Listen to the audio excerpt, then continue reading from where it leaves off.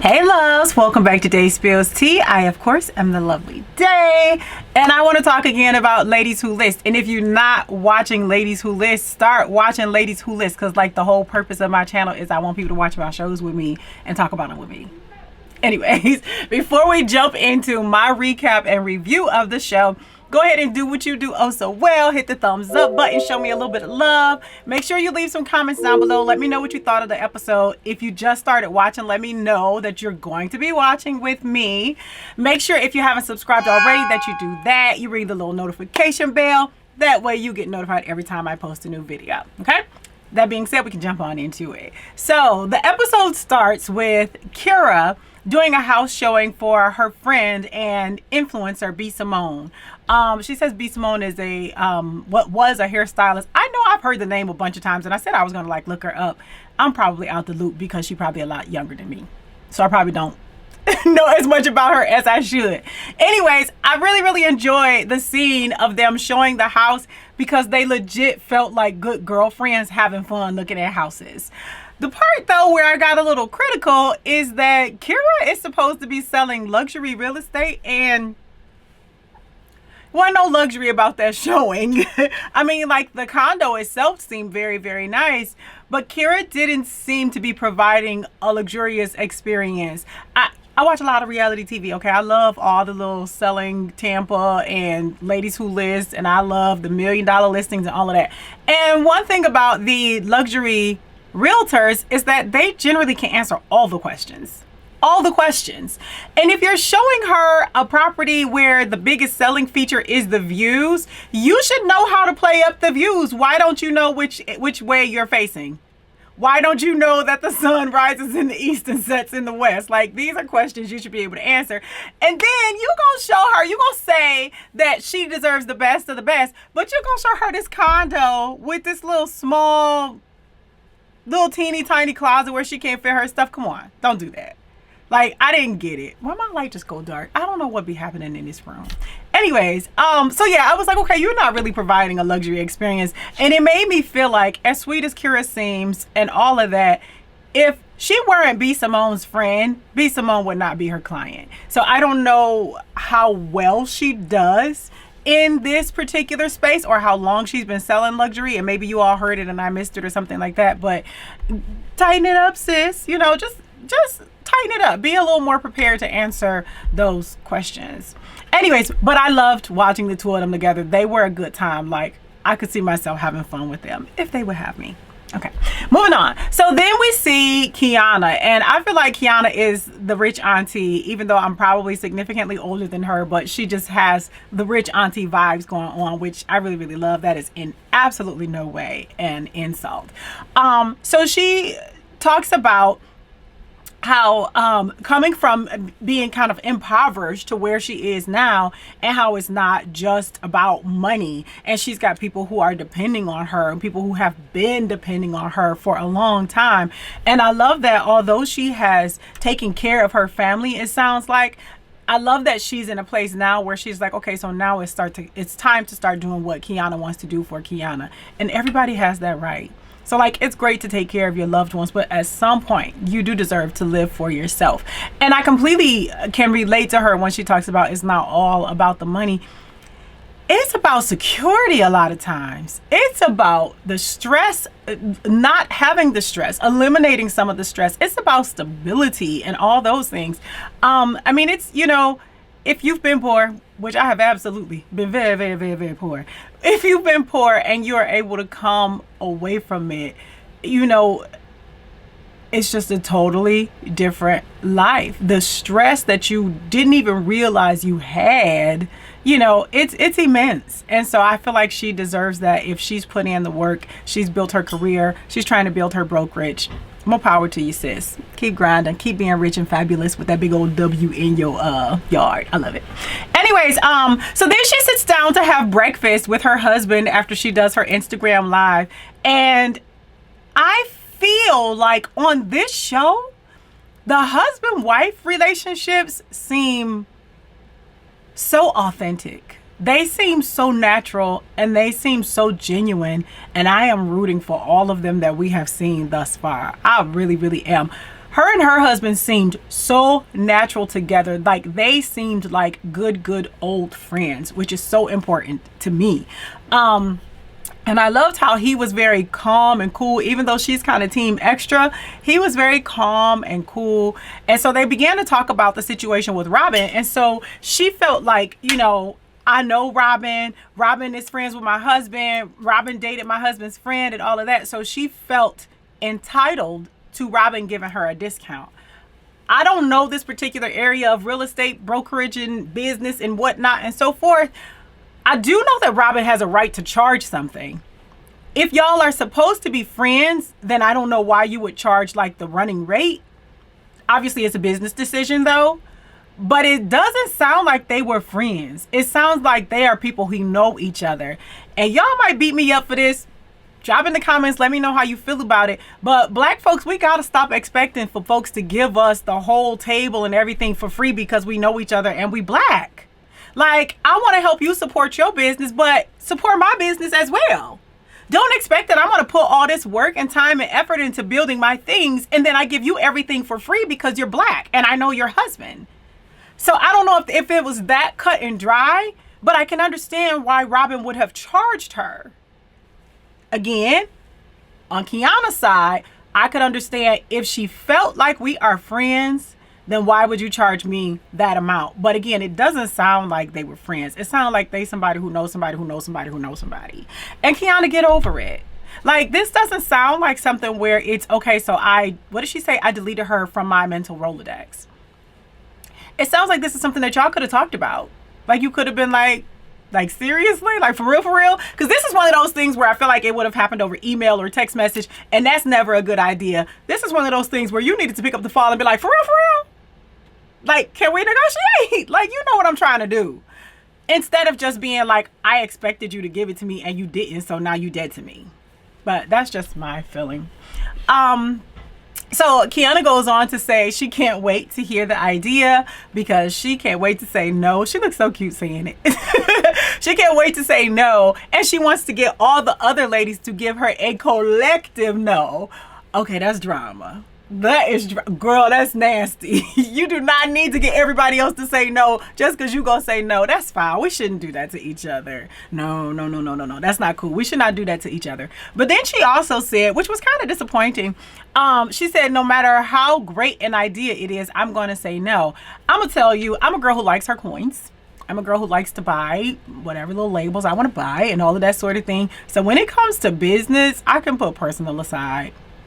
I might not like you that much, but if we can get this bread together, I could probably figure it out. So I'm surprised that as a businesswoman, that's the stance that she was taking. But maybe that's just all for the show. Who knows? Moving right along. So we go back to Kira, and it was so unfortunate. Kira apparently and her boyfriend bought what she called their dream home. It really looked like it was a lovely home. And she said not more than a month later, while she was away on a trip to, was it Florida, Miami or something like that? She got a call from her neighbor that her house had burned down completely. And I don't even really want to even begin to think what that's like. Like, ooh, not even the fact that it was your dream home, but just that it was your home. Just, you know, where all your things are, all your memories, your photos, your everything. So that was really kind of sad. But I stopped being sad when they showed the scene where she stopped and picked up the photograph, because I'm like, clearly production put that photo there. Like, yo, we've been watching reality shows long enough to where we not falling for the same stuff. Do something different, like pulling our heartstrings in another way. That right there immediately cut off the emotions for me. Not that what she's feeling wasn't still real, but I just hated that they threw that in there. But anyway, she says, so shortly after the house burned down, she and her boyfriend broke up. So, you know, obviously she's going through a lot right now, and I'm hoping that maybe that's the reason for some of the behavior later. And I know I can't wait to see what y'all have to say, because I know some of y'all gonna disagree with my feelings on what transpired later in the show between her and Robin, but we'll get to that in a minute. So moving right along, we go back to Tiffany and her family. Okay, so I like Tiffany, and we're only one episode in. I like Tiffany. I feel like Tiffany is a round-the-way girl. She's like a cool girl that I could probably rock with for the most part. She seems to be calm and level-headed. So she's trying to get some work done. Her son is bugging her about taking him driving. She told him, go ask your daddy, which is something I constantly do. And I really liked, again, to the genuine relationships, I liked that her husband didn't just send her son back to tell her no. But I loved that he came and explained to her why. He like reminded her, I have this and this and this that's going on. And it's not that it was his own little personal stuff that he was doing. No, they were commitments he had already made to the children. And I loved that because that just to me screamed partnership. I love it. I love that. I really pray that everything works out so well for these couples on this show, and that, you know, they don't suffer some of the nonsense that a lot of reality couples suffer in the future. Anyways, so she has to go ahead and take her baby boy driving, but before she does that, she's talking about how she had battled with some anxiety and depression and some kind of being paralyzed with fear and all of those things. And I'm guessing that overcoming that is why she probably is so calm and level-headed now. Because like, if you remember last week when the other ladies were kind of trying to get into the Robin and Cristyl BS, she was the one kind of like, let's just go to the dinner, hear her out, and see what's gonna be popping. Like, you know, she wasn't trying to get into all the drama and the nonsense. So she takes baby boy driving. It looked to me like when he was pulling out the driveway, he wasn't wearing his seatbelt. And I was like, girl, pay attention. Get off your phone. Pay attention to this boy driving without this seatbelt on. Anyways, but it was funny to me, too, that she's telling him directions and he's talking about, I know. And I wanted to, because my son does that, too. And I'd be like, you don't know. You don't know Jack. You don't know.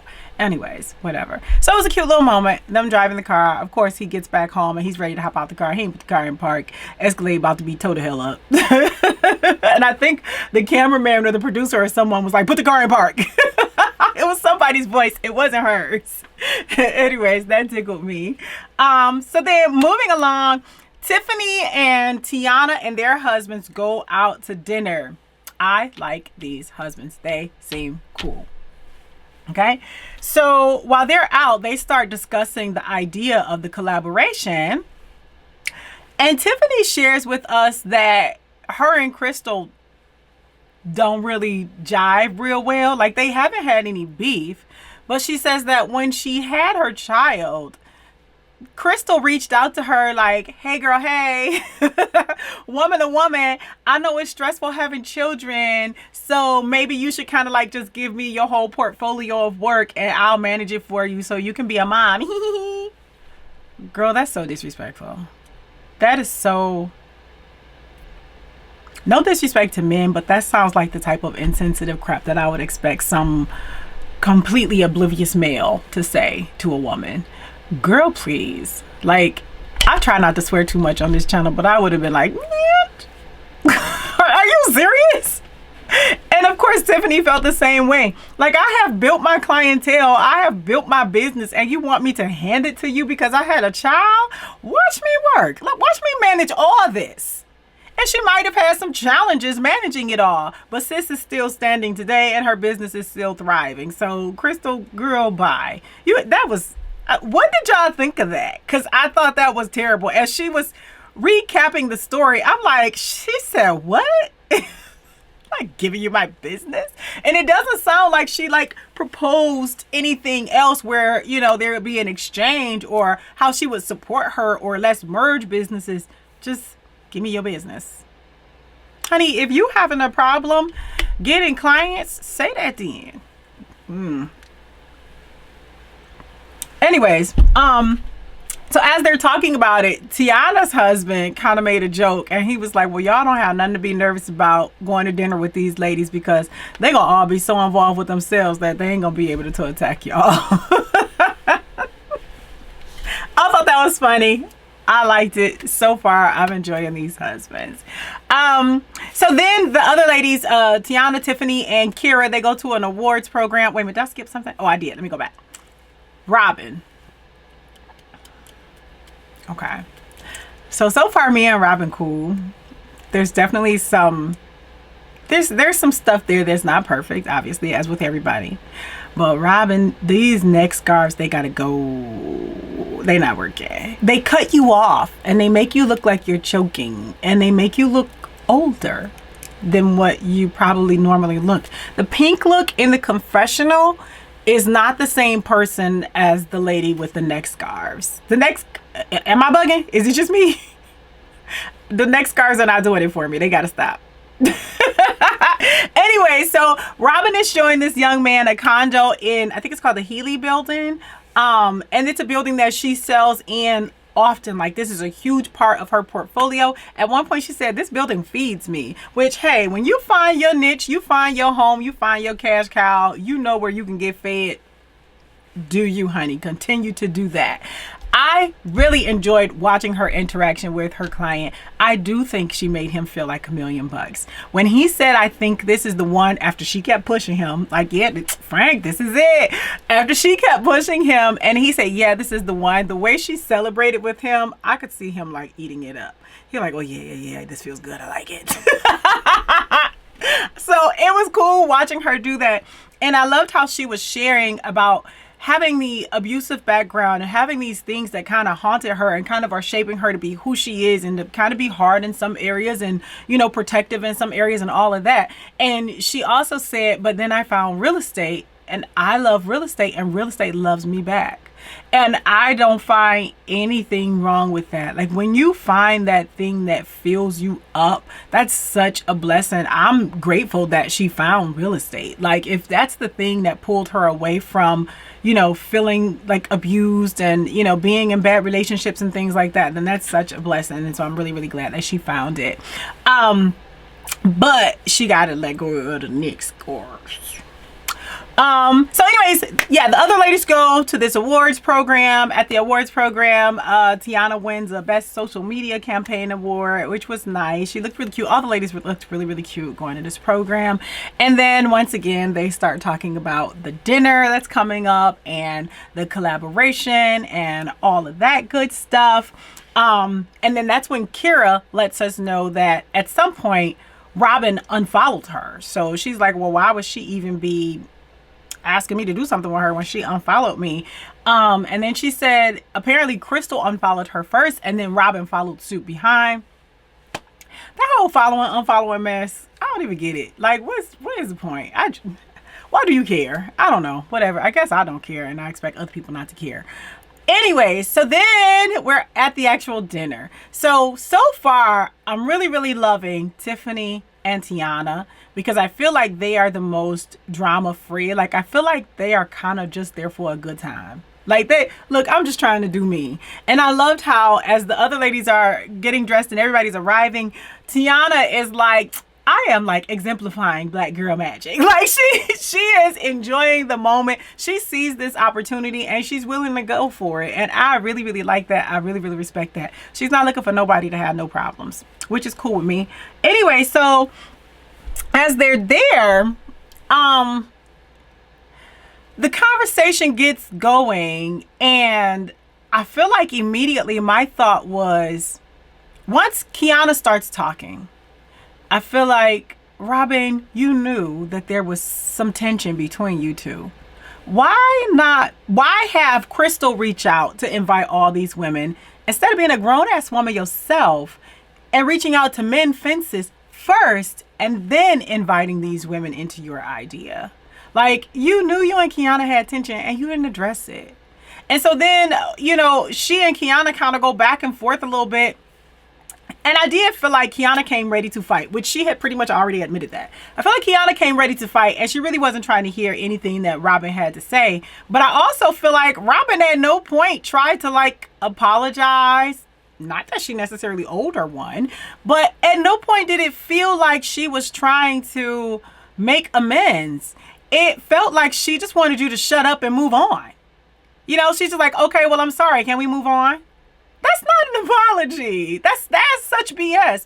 She wasn't trying to take any accountability. She wasn't trying to empathize with Quiana. And I think that was the biggest piece. She wasn't trying to actually show that she cared about how Quiana felt about being in that stressful position, trying to jumpstart her business, feeling like she didn't have your support.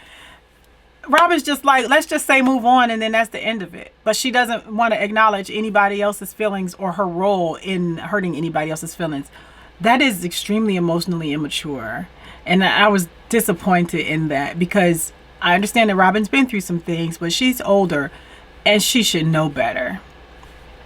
But then they decide, we'll talk later. Like, we're gonna be grown. We're gonna talk later about it in privacy. And Kira brings up the fact that Robin unfollowed her.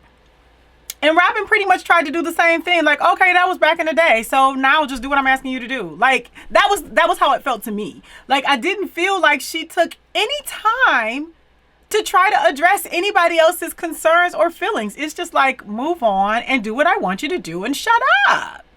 Where is that mentality coming from? That's not how you treat people. And that don't have nothing to do with having female relationships, because that's just peopling. Okay? That's just bad peopling, is that you hurt people, whether on mistake or intentionally. But then when they call you about it, you just are like, okay, we'll get over it. And then you asking me to do something for you? Robin, that's not... Like, that's just not, nothing works like that. Nothing works like that. You're just not going to get people to work with you like that. You don't even own this idea. These ladies could very well go on and decide they're going to do this very same idea without your ass. You don't even own the idea. And they already have a broker. And they already have an attorney. And if they invite Cristyl, she going to go with them too, because you acting a plum fool to her. You have to humble yourself, ma'am. So her and Kira are going back and forth, and I felt like, I understand Kira's frustration, but I felt like Kira went from 0 to 100.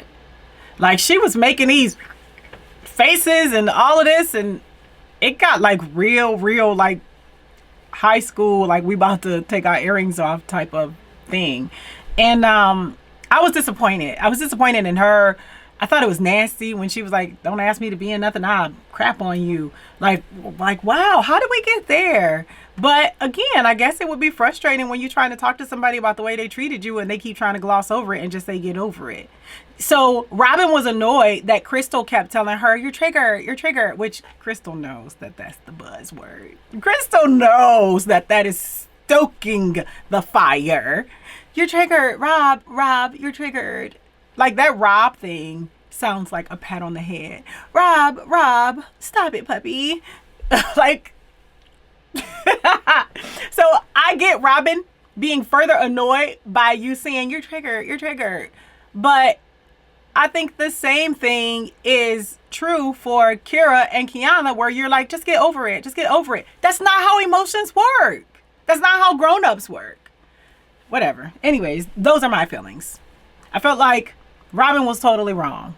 I felt like Kira just kind of went off the handle. But again, she just broke up with her boyfriend. Her house burned down. Sis is going through some stuff right now. So I'm assuming that maybe that has a little something to do with it. But yeah, Robin, you can't minimize what hurt you've given to other people. You can't. You just simply can't. And then I couldn't tell from the first previews, but she definitely hit Cristyl. Not cool.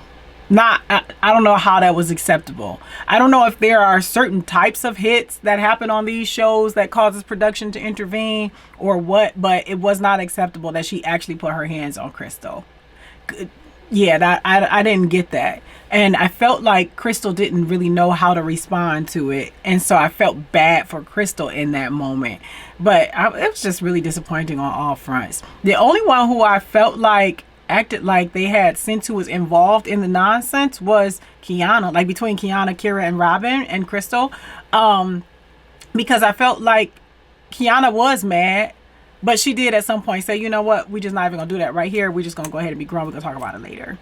Anyways, so I'm interested to see what the rest of the dynamic is going to look like with these ladies. I'm interested to see if they ever actually get this brokerage thing going, or are they going to continue feuding and fighting, screaming and yelling, whatever. I'm interested to see if Robin is going to receive some therapy, if she's not already, because we see Cristyl talking to like a therapist or a life coach or something like that. And so I'm wondering if Robin is going to do the same, because I would advise it. And that's not saying like Robin's crazy or nothing like that. Your girl sees a therapist. I have no shame. Shoot. The things my therapist has helped me overcome, I am absolutely an advocate. And if you need to talk to one, do it. I think I've said on this channel before, some days I feel like if I had a choice between getting a massage or a spa day and having a good conversation with my therapist, I'd probably take my therapist because I leave out of there feeling like $1,000,000. Highly recommended, 5 stars.